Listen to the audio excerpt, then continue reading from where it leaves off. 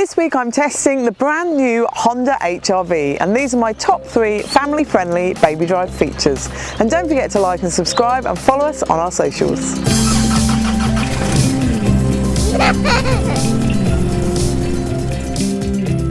Number 1 is, although there are only 2 rear seats to the Honda HR-V, child seats fit in the back here really nicely with nice amounts of space around them.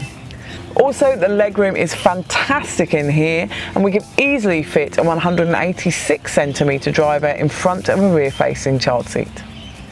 Number 2 is the rear magic seats. You can fold up the base of the rear seats, and you've got a really nice big storage area there for pot plants or an IKEA or a Bunnings trip. Number 3 is the boot. For a small SUV, it's got a surprisingly big boot, and you can fit a twin modular pram really easily in the boot. I've loved driving the HR-V with my family this week. To see the full review, go to BabyDrive.com.au.